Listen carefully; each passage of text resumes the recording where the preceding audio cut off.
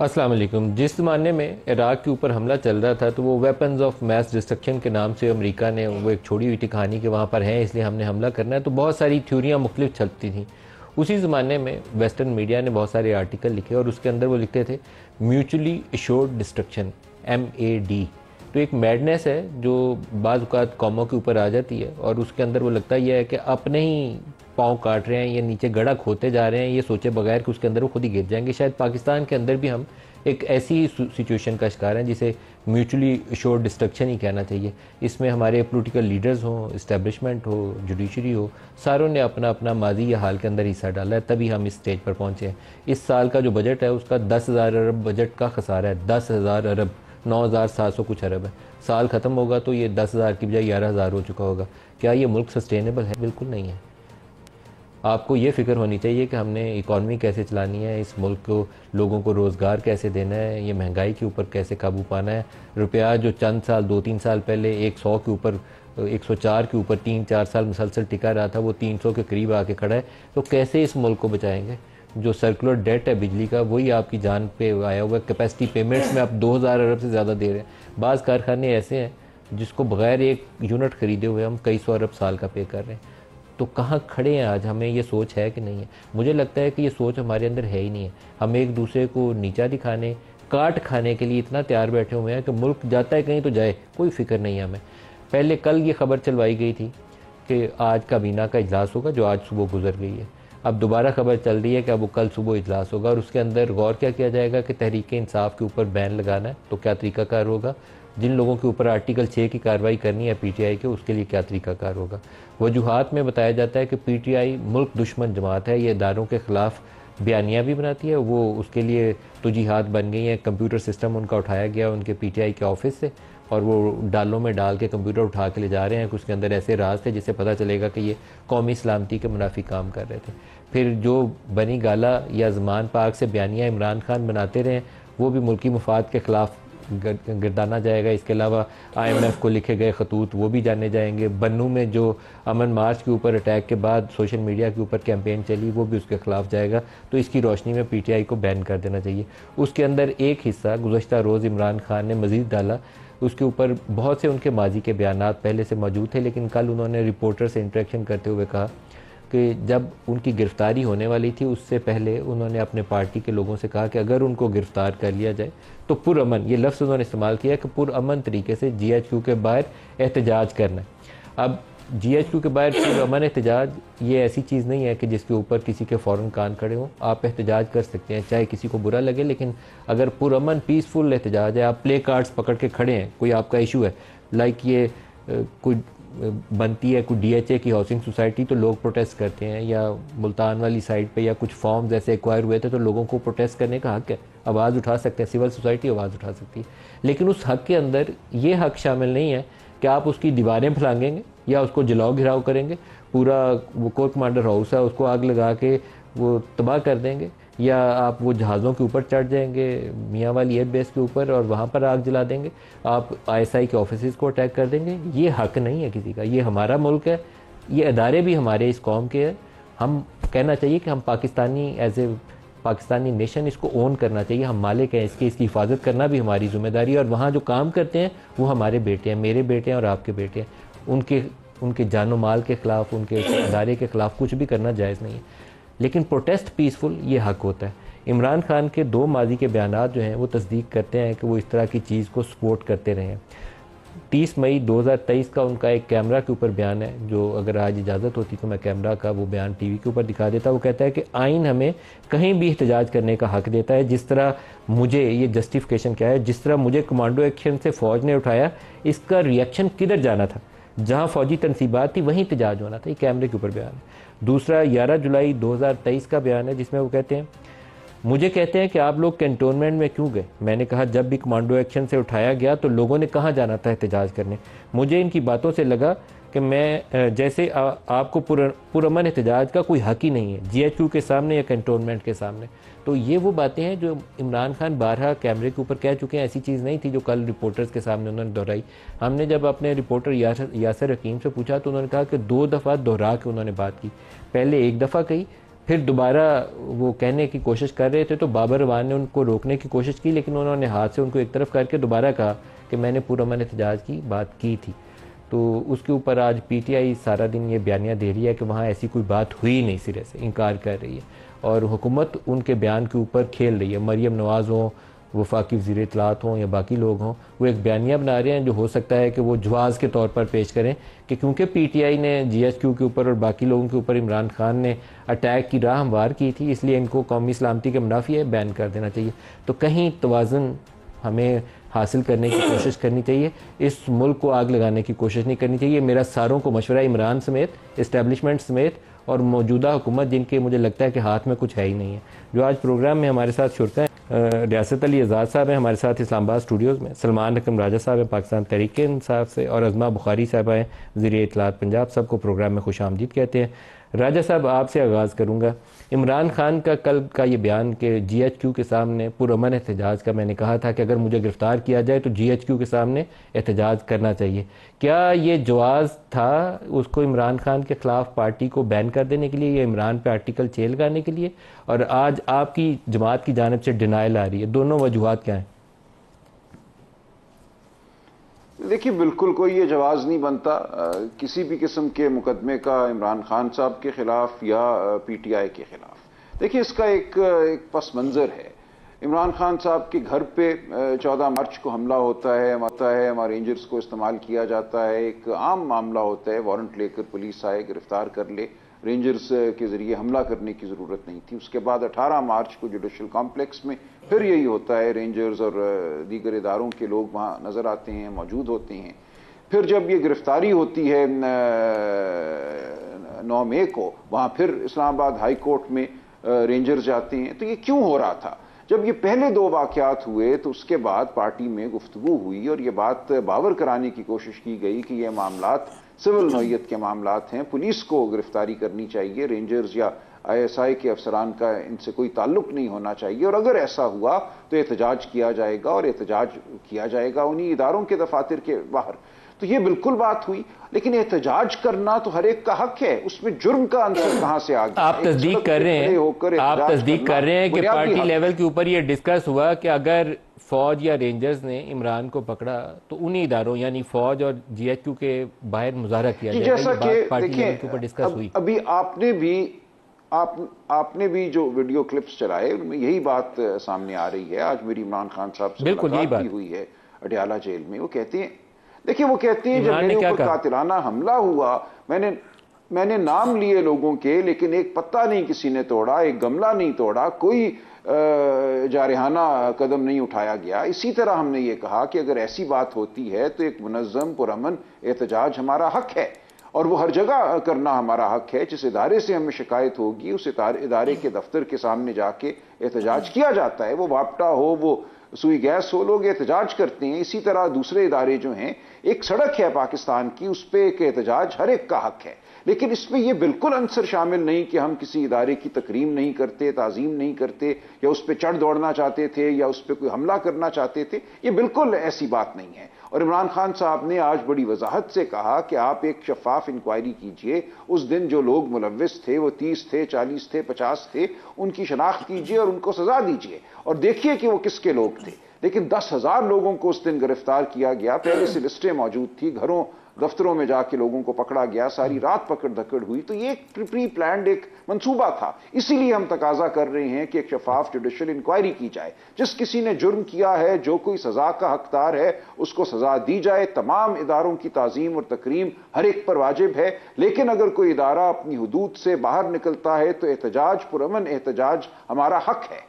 ये आज गुफ्तगू हुई है। तो मुझे नहीं नजर आता इसमें कहां कोई जुर्म का अंसर शामिल है, कहां कोई एतराफ शामिल है। मैं एक बात के ऊपर आपको अप्रिशिएट करूंगा कि आप ऑन एयर भी सच बोलते हैं। वो नहीं कहते कि पार्टी की कोई मजबूरी है तो आप उसी मजबूरी में आप कह देते कि ये बात तो हुई नहीं थी, इमरान खान ने इसकी इंकारी किया। आपने ये बात सही कही कि ये बात डिस्कस हुई थी कि अगर इमरान को गिरफ्तार किया गया तो उन्हीं इदारों के खिलाफ एहतजाज किया जाएगा। मैंने वो रिपोर्टर्स जो कल वहाँ मौजूद थे उनको तो मैं उनकी ज़बानी भी सुन लूँ एक दफ़ा, ताकि कोई कुताही रह ना जाए। कल यासिर हकीम ने हमें ज्वाइन किया था, तो अभी हमारे साथ ARY से बाबर मलिक साहब हैं, जियो न्यूज़ से शबीर डार साहब हैं और एक्सप्रेस न्यूज़ से इमरान असगर साहब हैं। तो बाबर मलिक साहब से यासिर हकीम साहब हमारे समा के भी हमारे साथ हैं। ये चारों अफराद कल वहाँ मौजूद थे। बाबर मलिक साहब, सबसे पहले मुझे आप बता दें उन्हीं के अल्फाज में जो इमरान खान ने अदा की हों कि उन्होंने क्या बोला था कि GHQ के बाहर एहतजाज करना है तो कैसे करना है या नहीं करना है, तो अपने लफ्ज़ों में बता दें इमरान ने क्या कहा था। एग्जैक्टली वही अल्फाज होने चाहिए। देखिए, अमूमी तौर पर जब हम कमरा अदालत में जो अडयाला जेल के अंदर है उसकी पूरा हमें छानबीन करने के बाद अंदर ले जाया जाता है, फिर वो जब अंदर आते हैं तो इमरान खान को पता मालूम होता है कि रिपोर्टर्स आए हैं, फिर वो आके हमारे फासला इतना ज्यादा अब नहीं है गो कि हमें अलाउ किया गया है। अब इमरान खान की हमें आवाज आती है, सुनाई देती है और हमें हमारा सवाल वो भी आसानी से सुन सकते हैं। पहले ये मुश्किलात थी, अब नहीं है। तो उन्होंने खुद आके तवील गुफ्तगू की, पस मंजर बयान किया कि मेरी जुडिशल कम्प्लेक्स में गिरफ्तारी हुई और मेरे ऊपर तशद्दुद हुआ। फिर जब मुझे रेंजर्स ने पकड़ के गाड़ी में बिठाया तो उनका रवैया तब्दील हुआ, लेकिन जो बाहर हुआ वो मनाजिर सब कुछ देखे। लेकिन उन्होंने इसके साथ साथ ये भी कहा कि मेरे ऊपर पहले जब हमला हुआ तो उस वक्त पुरअमन तौर पर लोग रहे, किसी ने कोई GHQ पे अटैक का क्या कहा था बाबर? GHQ पे एहतजाज के लिए उन्होंने क्या अल्फाज का चुनाव किया था कि अगर मुझे गिरफ्तार किया जाए तो GHQ के बाहर पुरअमन एहतजाज होगा? ये कहा था या नहीं कहा था? अपने लफ्जों में बता दो। उन्होंने कहा कि जब मैंने कहा कि मेरी गिरफ्तारी के खिलाफ एहतजाज किया तो जिन लोगों ने गिरफ्तार किया है उन्हीं के यहाँ जाके आपने एहतजाज करना है। GHQ का उन्होंने नाम लिया और GHQ के बाहर पुरअमन एहतजाज का उन्होंने कहा। और इसी पे नहीं, जब वो टॉक करके चले गए, दोबारा उनके साथ बाबर अवान हमारे सामने पेश आए तो मैंने ये सवाल दोबारा किया कि इमरान खान साहब, आप एक्सेप्ट कर रहे हैं कि आपने GHQ के बाहर एहतजाज की कॉल दी थी? तो वो बिल्कुल वजारत के साथ साथ पसे मंजर भी बयान कर रहे थे, लेकिन कोशिश कर रहे थे बाबर अवान के ये मामला डाइवर्ट हो किसी तरफ। लेकिन इमरान खान ये कह रहे थे कि पुरअमन एहतजाज का कहा था, उस पुरअमन एहतजाज को पुरतशद्दुद जिसने बनाया उनके खिलाफ इकदाम किया जाए। अच्छा, जियो न्यूज़ से शबीर साहब भी हमारे साथ है। शबीर साहब, आप भी अपने अल्फाज में बता दें कि इमरान खान ने एहतजाज GHQ के बाहर जो करने का कहा था उसके लिए उन्होंने क्या अल्फाज का चुनाव किया था, आप बता दें। मलिक साहब, आपने अपने इंट्रो में जिस तरह इमरान खान के माजी के बयानात के रेफरेंसेस दिए हैं वो सारे बयानात ऑन रिकॉर्ड हैं, लेकिन कल का जो बयान है इमरान खान का वो बहुत अहम है, क्योंकि कल पहली दफा उन्होंने GHQ के बाहर पुरअमन एहतजाज की कॉल का एतराफ़ किया। एक नहीं, 2 मरतबा उन्होंने एतराफ़ किया है। और जो कॉन्टेक्स्ट था बात का, उसमें वो ये कह रहे थे कि 9 मई के जो इल्जामात हैं हम पर लगाए जा रहे हैं, हमारा ये मुतालबा है कि इसकी जुडिशल इंक्वायरी की जाए।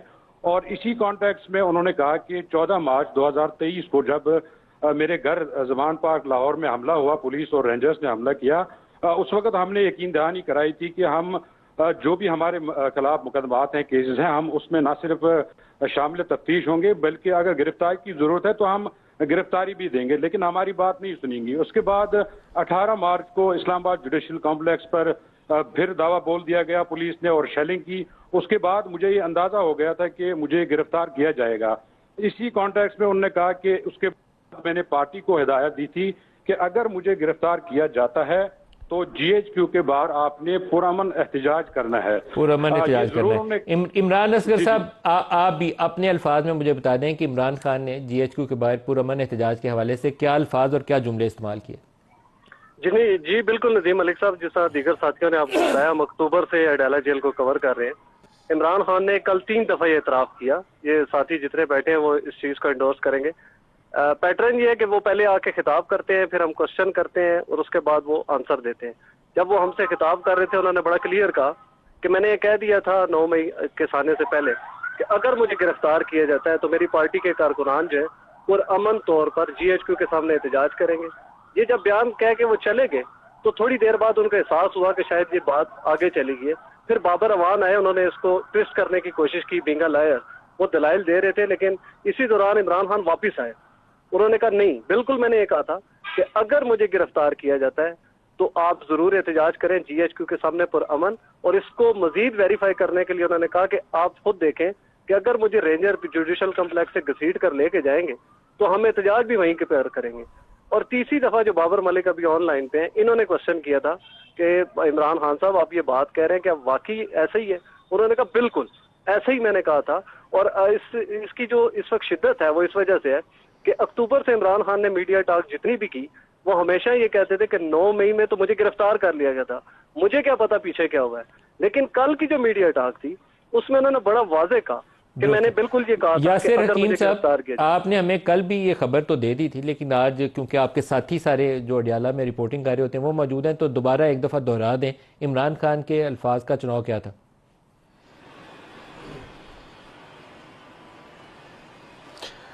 देखिए नदीम मलिक साहब, मैं इमरान असगर साहब, शबीर डार साहब और बाबर मलिक साहब तीनों ने जो बात की उसका कॉन्टेक्स्ट बिल्कुल ऐसा ही है। और इमरान खान साहब कल जब इस हवाले से मीडिया टॉक कर रहे थे अडेला जेल के अंदर, तो 9 मई के वाकयात का हवाला देते हुए उनका ये कहना था कि हम पर बगावत के मुकदमात बनाए गए और अडेला जो GHQ था इसके बाहर मैंने कॉल दी थी अपनी 2 दफा मुझ पर जो गिरफ्तारी की अटेम्प्ट हुई थी, मुझ पर जो हमले हुए थे, उसके बाद मैंने पार्टी के कारकुनान और कायदीन को कहा था कि अगर मुझे गिरफ्तार कर लिया जाए तो उसके बाद GHQ के बाहर बाकायदा तौर पर पुरअमन एहतजाज किया जाए। उन्होंने पुरअमन पर जोर दिया कि मैंने पुरअमन एहतजाज की कॉल दी थी। अब इसको पुरतशद्दुद किसने बनाया, इसके लिए जुडिशल इंक्वायरी करवाई जाए। और साथ साथ उनका यह भी कहना था कि इस मामले को बगावत से जोड़ दिया गया। हमने पुरअमन एहतजाज किया और अगर हम पुरअमन एहतजाज न करते तो डॉक्टर यास्मीन राशिद का हवाला देते हुए उनका यह कहना था कि डॉक्टर यास्मीन राशिद जिन्ना हाउस के बाहर लाहौर में लोगों को पुरतशद्दुद एहतजाज से रोक रही थी और वहां से उन्हें वापस जाने का कह रही थी। जब हमारे लीडर जो थे पार्टी के वो लोगों को रोक रहे थे तो फिर हमने पुरतशद्दुद एहतजाज कैसे किया, हमने जलाओ गिराओ कैसे किया, हमने तोड़ फोड़ कैसे की। आप सारे साथियों का, यासिर, बाबर, शबीर और इमरान, आप सबका बहुत शुक्रिया। अज़मा बीबी आपकी तरफ आ रहा हूँ। ये सारे साथी एक तस्दीक कर रहे हैं, सलमान राजा साहब भी कह रहे हैं, और वो सारों का एक जो जोर वाला लफ्ज़ है ना वो है पुरअमन एहतजाज। तो पुरअमन एहतजाज तो आप भी कर सकते हैं, कोई भी कर सकता है। इसके ऊपर क्या पार्टी बैन होनी चाहिए या आर्टिकल 6 लगना चाहिए?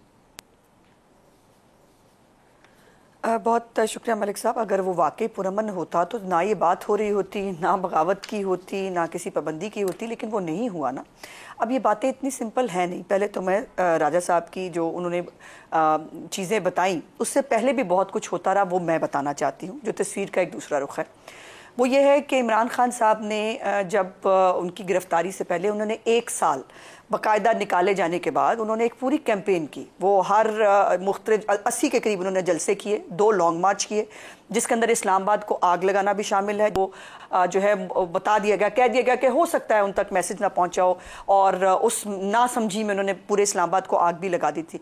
फिर मीर जाफर, मीर सादिक, फिर चौकीदार, इनको छोड़ेंगे नहीं लोग, ये बाहर निकल नहीं पाएंगे, इनके बच्चों की शादियां नहीं होंगी, और इस तरह की। और फिर सो मच सो एक अहम अपॉइंटमेंट जो है उसको आर्मी चीफ की अपॉइंटमेंट में को खुल के कहती हूँ, उस आर्मी चीफ की अपॉइंटमेंट को रोकने की पूरी कोशिश की। उसके लिए बाकायदा जो है वो पूरा प्लान हुआ। अलवी और मैं मिलके खेलेंगे, अलवी साहब को जो है वो समरी रोकने के लिए भी कहा गया, उन्होंने जो है वो नहीं रोकी, वो एक अलग बात है। सो पेट्रोल बम चले, पुलिस के ऊपर अटैक्स हुए, पुलिस की गाड़ियाँ तोड़ी गई, ये सब कुछ होता रहा उसी जमान पार्क के बाद जिसको नोगो एरिया बना दिया गया था। ये इतनी मासूमियत से जब ये बोलते हैं ना, मुझे हैरत होती है कि इनकी मेमोरीज नहीं है या पाकिस्तान के लोग जो हैं वो कुछ डिमनेशिया का शिकार हैं, या मीडिया ने ये सब कुछ दिखाया हुआ नहीं है। इमरान खान जो है वो बिल्कुल अनटचेबल था। उसको कोई बंदा खास तौर पर कानून नाफिज करने वाले इदारे पिट के आते थे, वहाँ पर पथराव भी होता था, पेट्रोल बम भी चलते थे। और जहाँ तक यास्मीन राशिद की बात की, यास्मीन राशिद की 2 ऑडियोज़ जो है ना वो मौजूद हैं, जिसके अंदर एक के अंदर वो किसी इजाज़ साहब से कह रही हैं कि यहाँ बहुत कुछ हो गया है, अब ये बताएं कि यहाँ रहें कि वापस आ जाएं। तो उन्होंने कहा हाँ वापस आ जाओ, अब लिबर्टी बैठ जाओ, यहाँ जो होना था वो हो गया है। उसके बाद दूसरी उनकी ऑडियो है जिसमें वो अलवी साहब से बात कर रही हैं और वो कह रही हैं कि ये जमान पार्क के बाद पेट्रोल बम चलते हैं, यहाँ कोई एक आधा बंदा मर जाएगा, इमरान खान से बात करें, उन्हें कहें कि हमें थोड़ा पीछे हटना चाहिए। अब ये सब भी तो रिकॉर्ड का हिस्सा है। उसके बावजूद अगर ऑथेंटिक हैं तो आप मेरे से शेयर करें, मैं अभी ऑन एयर चला देता हूं उनकी। अज़मा बीबी, अगर वो वेरीफाइड ऑडियोज हैं तो आप मेरे से शेयर करें, मैं अभी टीवी पे चला देता हूं। वो सारे पाकिस्तान ने सुनिए, बिल्कुल आपको भेज दूंगी जी वो, बल्कि मैं सोच रही हूँ कि उसको एक दफा प्रेस कॉन्फ्रेंस में पूरी सुना दी जाए अगर किसी को याद नहीं। और फिर इजाज चौधरी साहब ने जो विक्ट्री स्पीच की, इजाज चौधरी साहब हमारी पार्टी के तो नहीं है ना, इनके सेनेटर हैं, सिटिंग सेनेटर हैं, उन्होंने अपने बेटे की स्पीच की, हमने कुछ नहीं छोड़ा, जब गमला तक नहीं छोड़ा, हम वहाँ आग लगाए हैं, हम वहाँ सारा कुछ कर रहे हैं, वो क्या था। और फिर वो एक मासूमा और मजलूमा को भी कुछ दिन पहले जो है वो बहुत बुनियाद के ऊपर क्या पाकिस्तान तहरीक-ए-इंसाफ को बैन करने का फैसला हुकूमत ने पाकिस्तान तहरीक-ए-इंसाफ को बैन करने का फैसला कर लिया इन्हीं इकदामात की बिना पर? देखिए मलिक साहब, ऑप्शन क्या है हमारे पास? अब ये बहुत दूर नहीं जाती है। बन्नू में जो हुआ, हर वक्त जो है वो पाकिस्तान के अंदर फसाद पैदा करने की देखिए, बाकी पॉलिटिकल पार्टीज भी तो एहतजाज करती हैं, दूसरी पॉलिटिकल पार्टीज के अंदर गोलियां क्यों नहीं चलती? दूसरी पॉलिटिकल पार्टीज के एहतजाज में लोगों के सर क्यों नहीं फटते? दूसरी पॉलिटिकल पार्टियों की जो है वो उसके अंदर गाड़ियां क्यों नहीं आपका अब ये हतमी फैसला है कि कल काबीना इसके ऊपर गौर करेगी तहरीक-ए-इंसाफ को बैन करने के ऊपर? अज़मा, ये आपका हतमी फैसला है कि कल काबीना इसके ऊपर गौर करेगी पाकिस्तान तहरीक-ए-इंसाफ को बैन करने के हवाले से? जी, मुझे वफाकी कबीना के एजेंडे का तो मालूम नहीं है, लेकिन इसके अलावा पाकिस्तान के पास कोई ऑप्शन नहीं है। और ये बाज नहीं आ रहे, ये बार बार 9 मई प्लान करते हैं। अब ये पहले अमेरिका से जो है वो लॉबिंग फर्म्स हायर करके जो है वो ज़कात और खैरात के पैसों के ऊपर वहाँ पर पाकिस्तान के खिलाफ जो है वो रेजोल्यूशन कराया, IMF को खत लिखे। अब जो है वो आज लंदन के अंदर ऐसी बैठक हुई है जिसमें बुरी तरह पिटी है बाय द वे बैठक, जिसमें 20 लोग थे और उसके अंदर अब जो उनकी नाज शाह साहिबा हैं जो पाकिस्तानी नजाद हैं, उन्होंने कहा खान साहब जो है मैं ब्रेक ले लूं, डिस्कस करते हैं अज़मा बीबी, ब्रेक ले लें, ब्रेक से वापसी पे आजाद साहब से भी दोबारा इस पे रद्द-ए-अमल लेंगे। हमारे साथ रहिएगा जी।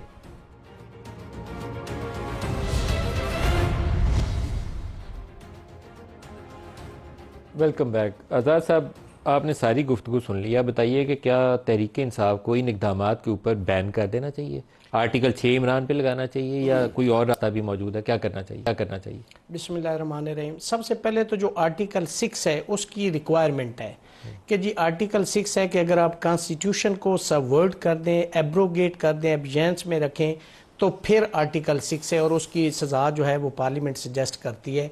उसकी प्रीरेक्विजिशंस ये, अगर आप आर्टिकल 6 के हवाले से बात करें और सूरी की उस रूलिंग के हवाले से बात करें तो इस पे लॉ बहुत क्लियर है।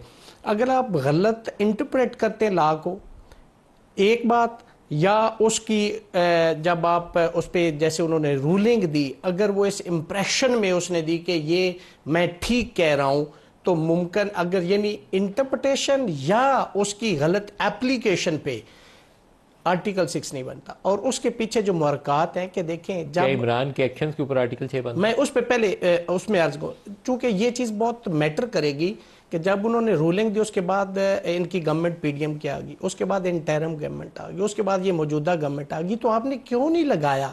ये बहुत क्रूशल है ये क्वेश्चन आर्टिकल 6 के लिए। अब आ जाए आप इमरान खान के हवाले से आर्टिकल 6 की बात करें तो प्री रिक्विजिशंस तो आर्टिकल 6 के हवाले से वही हैं जो मैंने अर्ज कर दी।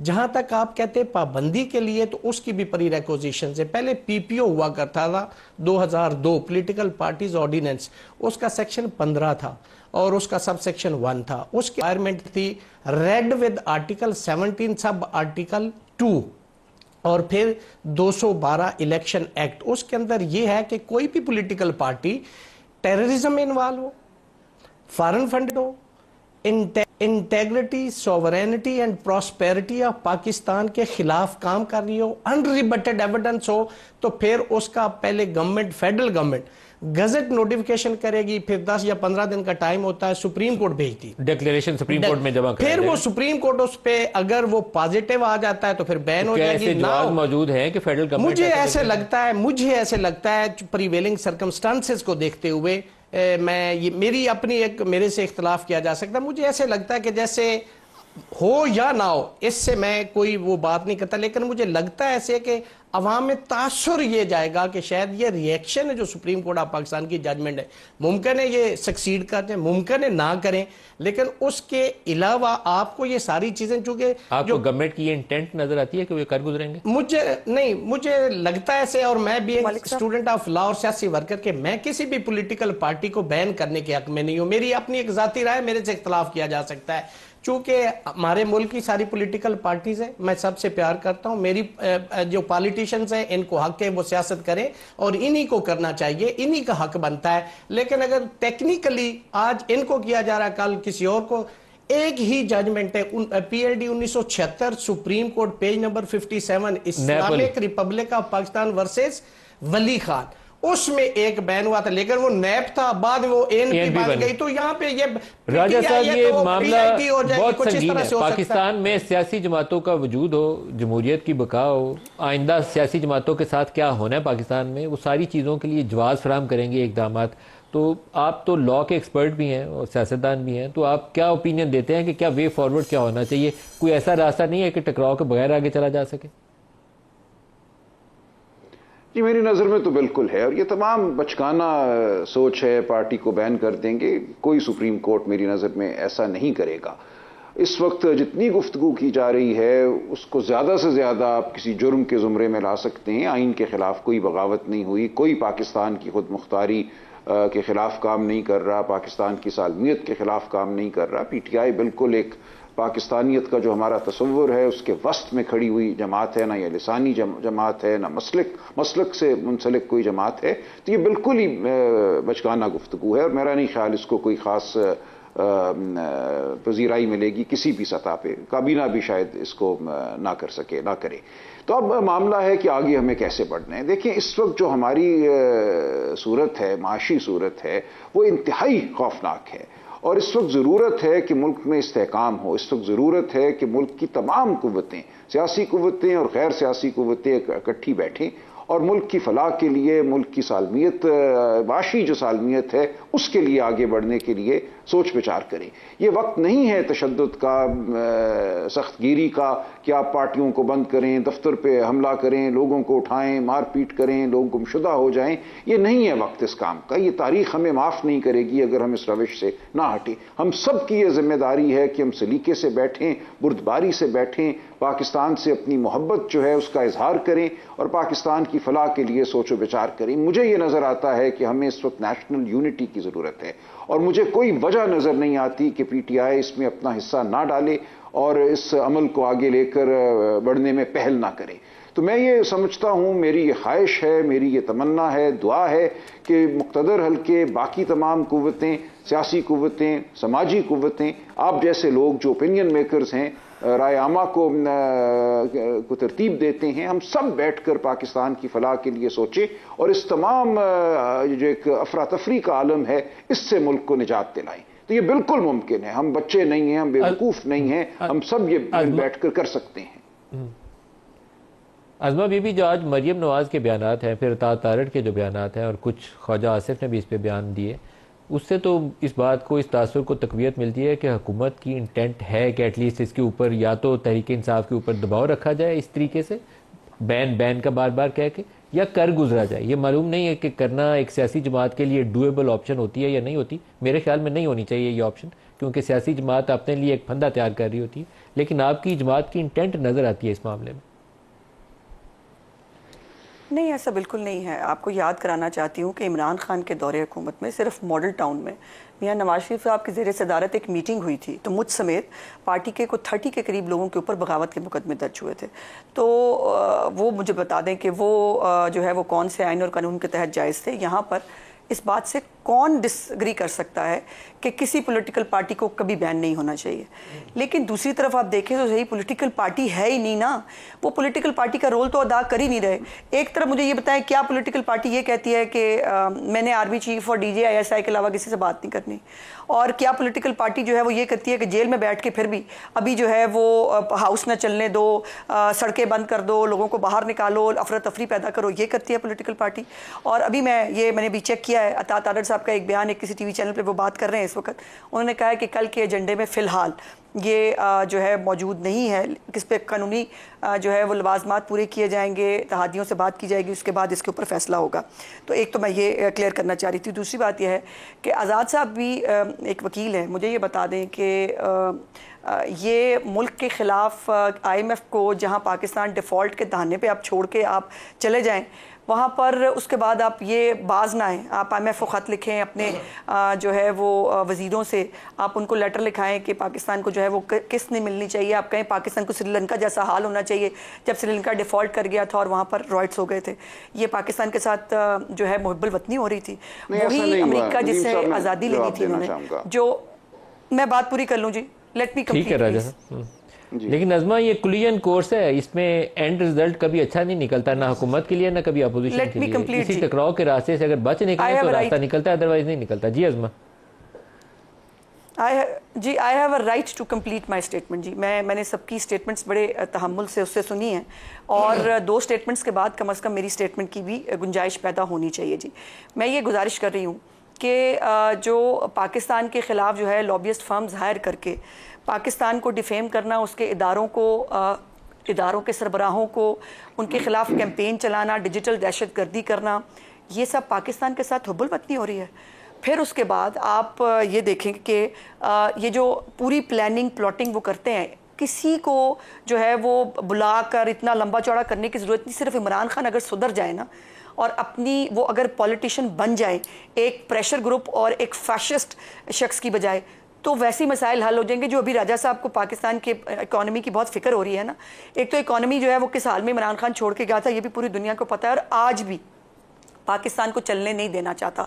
ये IMF को ख़त लिखना पाकिस्तान के बारे में जो है वो ये एक तरफ उन पर जुल्म बड़ा हो रहा है, वो बहुत तकलीफ़ में है, दूसरी तरफ उनके कॉलम्स छपते हैं बाहर जाके, अल्लाह जाने ये किसी और को तो आज तक ये लिबर्टी मिली नहीं।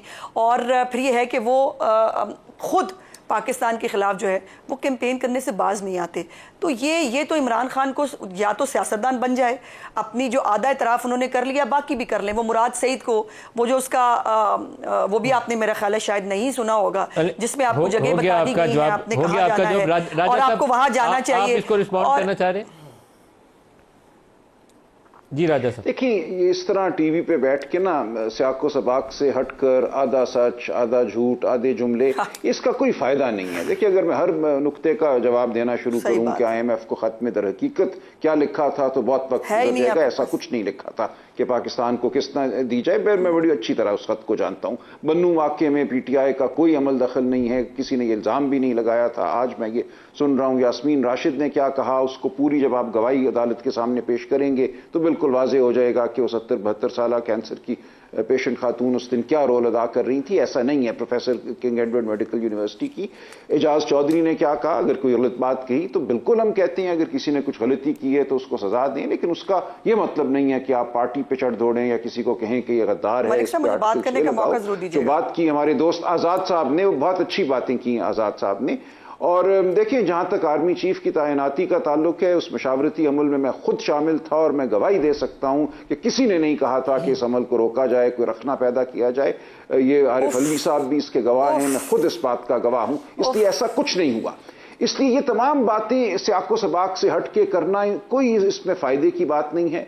हमें वाक़यतन अब आगे बढ़ना चाहिए। पाकिस्तान के अवाम को हमें अहमियत देनी चाहिए। जिन लोगों ने इतनी बड़ी तादाद में एक पार्टी को पार्टी समझा और पार्टी को वोट दिया, उनको हकीर नहीं जानना चाहिए। कभी कहते हैं चाहत अली खान के परवाने हैं, ये जमहूरियत के खिलाफ एक जो रवैया है उसका इजहार है। हमें बिल्कुल अपने आप को अवाम से बरतर नहीं समझना चाहिए, अवाम को हकीर नहीं समझना चाहिए, अवाम की आवाज़ सुननी चाहिए, अवाम के जख्मों पर मरहम रखना चाहिए। PTI पाकिस्तान की सबसे बड़ी सियासी जमात है, ये एक हकीकत है। इस हकीकत को हमें आगे लेकर बढ़ना है और बिल्कुल हम सबको, मैं कहता हूं PMLN हो, पीपल्स पार्टी हो, JUI हो, तमाम जमातों को पाकिस्तान की फलाह के लिए अपना रोल अदा करना है। अब वक्त है कि हम एक दूसरे पर उंगली उठाने की बजाय बैठने की बात करें, आगे बढ़ने की बात करें, और जो मुक़द्दरा है उसको इसमें एक बड़ा रोल अदा करना है, उसको दरवाजे खोलने हैं, उसको वो हालात पैदा करने हैं जहां ये गुफ्तगू हो सके।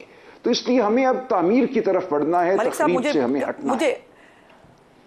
मैं आज़ाद साहब से पहले जवाब, आज़ाद साहब पहले आप इसके ऊपर थोड़ा सा ऐड करें, क्योंकि जी आप करिएगा, मैं दोबारा आपकी तरफ आऊँगा इसके बाद। उन्होंने कहा मुक़तदरा दरवाजे खोले, बात आगे बढ़े। राजा साहब ने जहाँ गुफ्तगू कंप्लीट की, मुक़तदरा के साथ ये गुफ्तगू करे बगैर ये मसले हल नहीं होने। ये रियलिटी है, चाहे आप इसको जो मर्जी कहें।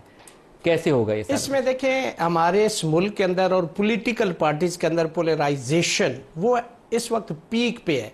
मैं समझता हूं कि ये जो टेक्निकल नॉकआउट की बातें हैं ना, वो कोई भी पॉलिटिकल पार्टी हो, चूंकि मैं मेरिट की बात कर रहा हूं, उसके कॉन्सिक्वेंसेस को ज़हन में जरूर रखें।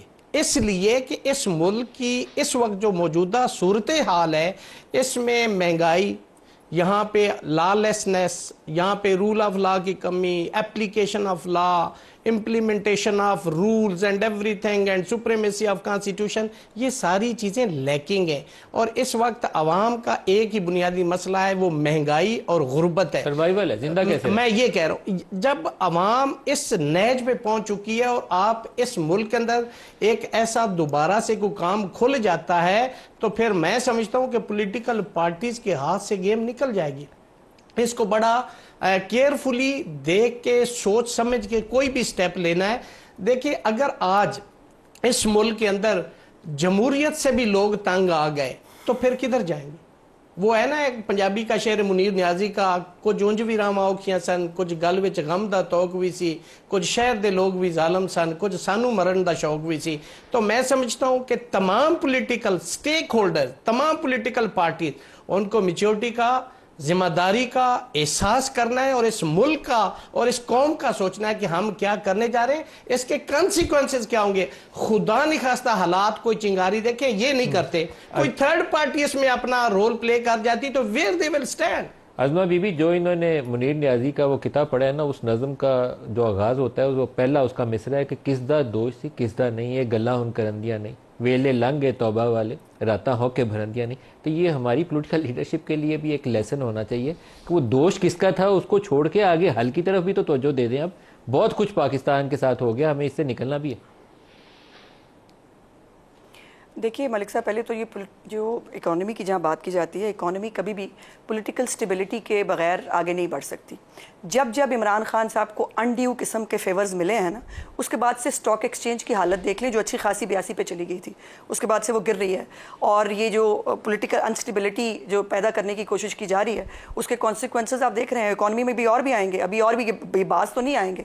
मुझे ये समझ में नहीं आता कि इनको माफ़ कर दें और इनकी मासूमियत मजलूमियत पे ईमान ले आए, तो फिर ये राह सबके लिए खुलना चाहिए। ये फिर जो है ये सबके लिए जायज़ होगा आने वाले वक्तों में कि कोई बात नहीं, आप घुसें फौजी तनसीबात के अंदर, आप जाकर शोधा के मुजस्मे गिराएं, आप जहाज़ों को आग लगाएं, उसके बाद कोई बात नहीं, माफ़ी तो मिल जाएगी ना, ये कौन सी बड़ी बात है। ये अजीब बात। और हमें वो लोग, ये मुझे कॉन्ट्रडिक्शन आज तक समझ में नहीं आई। एक तरफ हमें आइन और कानून की बात करनी है, एक तरफ हमें बहुत ख्याल है इस मुल्क का। मैंने कोई बात सियाको सबाक से हट के नहीं की राजा साहब। और ये जो ऑडियोज़ जो आप कह रहे हैं ना, आपने नहीं सुनी हुई, यही ऑडियोज़ जो है ये मैच कराने के लिए यास्मीन राशिद साहिबा के कोर्ट में जाया गया और रिमांड लेने की जो बात की गई, कोर्ट में रिमांड की स्टेज के ऊपर मोहतरमा का केस ही डिस्चार्ज कर दिया गया, सिवाय इसके कि उनको वॉइस मैच की जो है वो इजाज़त दी जाती। एक तो ये मामला है। दूसरी बात यह है, इमरान खान साहब के लिए भी आज जो वो तफ्तीश में उनको कहा कि वे शामिल हों, वो किसी तफ्तीश में शामिल नहीं होते। उनके एटीट्यूड का, उनकी बदतमीज़ी का आलम यह है कि वो किसी को कुछ समझते ही नहीं है। और आज भी उनके 3 टेस्ट होने थे, पॉलीग्राफिक टेस्ट समेत, उन्होंने कोई भी टेस्ट कराने से इनकार कर दिया। ये तो आलम है। मुझे ये बताइए कि फिर ये एक दफ़ा तय कर लेते हैं कि एक तो वो मुल्क जो हमें कैपिटल हिल पे हमला हो तो अपने लोगों को वो जो है मिनटों में सालों की सजा दे दें, वो भाषण पढ़ाते हैं, इमरान खान को माफ कर दें।